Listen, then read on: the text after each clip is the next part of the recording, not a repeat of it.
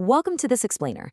Listen, if you're tuning in right now, you are likely getting super close to one of the most incredible, transformative moments of your entire life.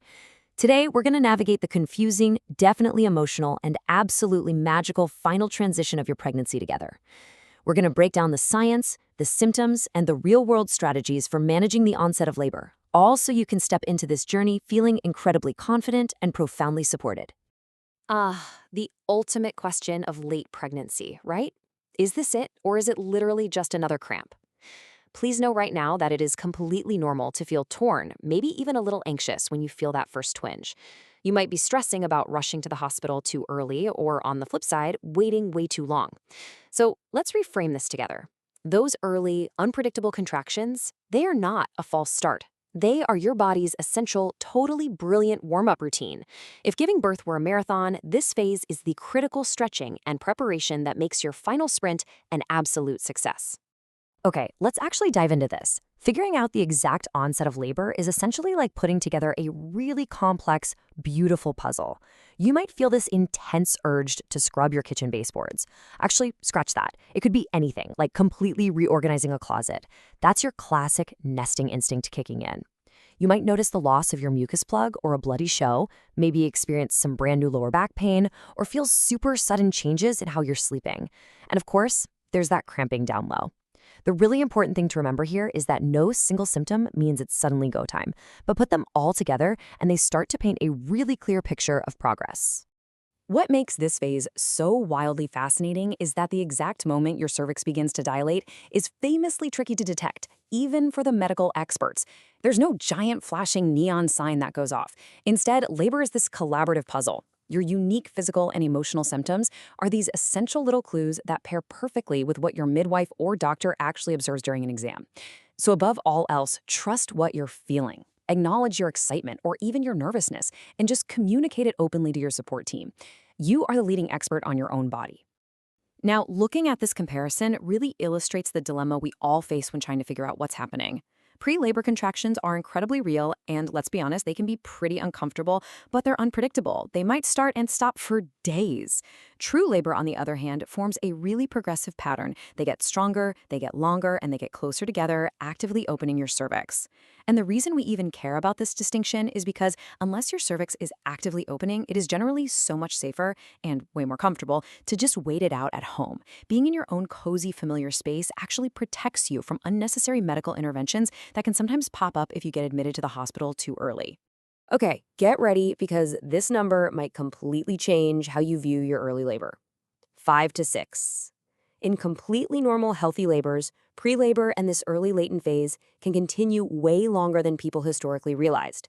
You could honestly progress to 5 or 6 centimeters dilated before the intense, active phase of labor even begins. Think about that. That's more than halfway to fully dilated, and you might achieve that while you're still just hanging out, going about your day at home.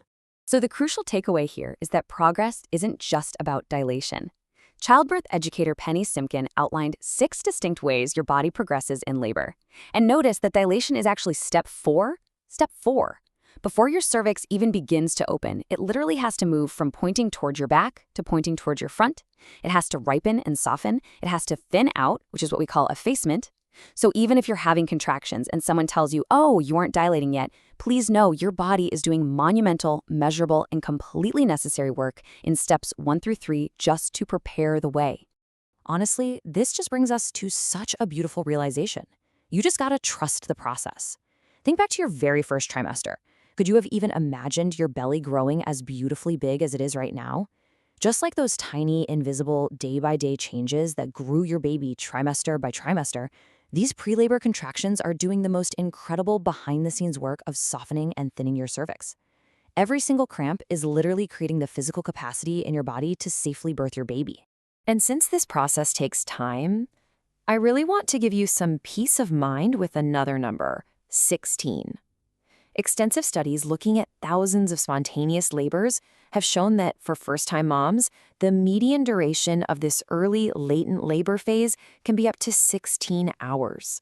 Yes, you heard me right. 16 hours is entirely, completely normal. When we break down the data, we see a pretty wide range of what's considered a normal duration. For first-time moms, early labor typically ranges from 9 to 16 hours, while experienced moms might see a median of around 7 to 9 hours. And you know what? There are even cases where it lasts for a day or two. So looking at these numbers, please, please deeply know this. If your early labor takes hours or even days, your body is not broken. It isn't failing you. It is simply taking the careful, necessary time to prepare the way for your little one. All right, let's crack open your toolkit and see how we can build up your ability to cope beautifully during this waiting period. The secret here is leaning into your personal love languages. If your love language is physical touch, maybe intimacy, cuddling, or massage is exactly what you need.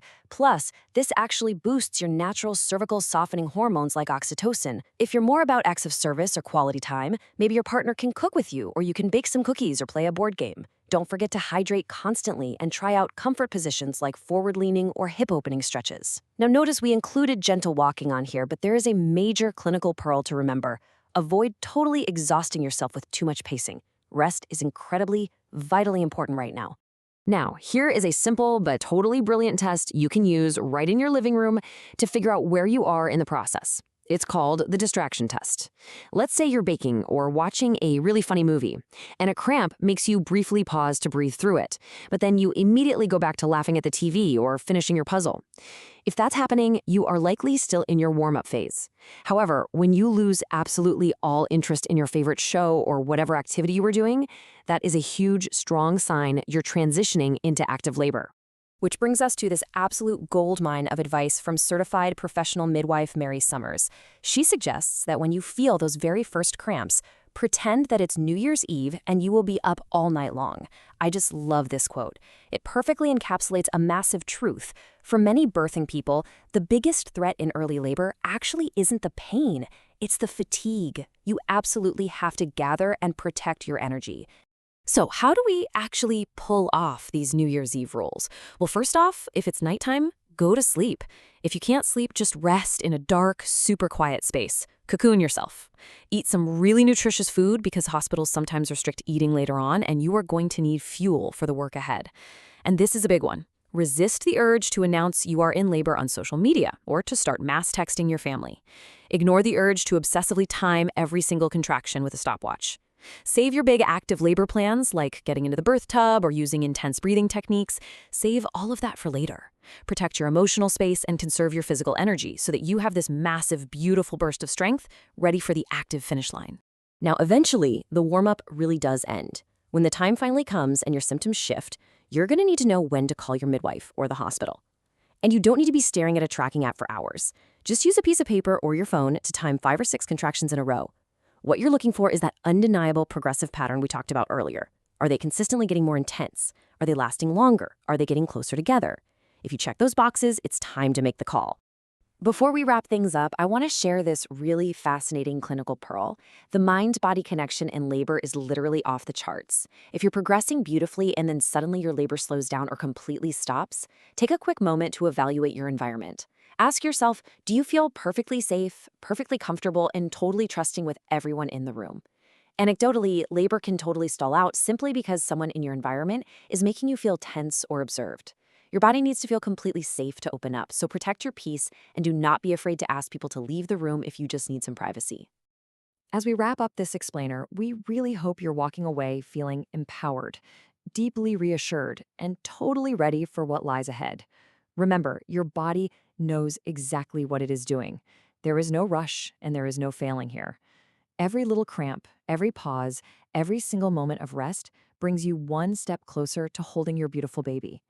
So let me leave you with this final thought. If your body is doing all of this incredible, invisible work, just warm up. Imagine the immense, unstoppable power you are going to unleash when active labor finally begins. Are you ready to let go of the clock, cocoon peacefully, and just trust your body to lead the way?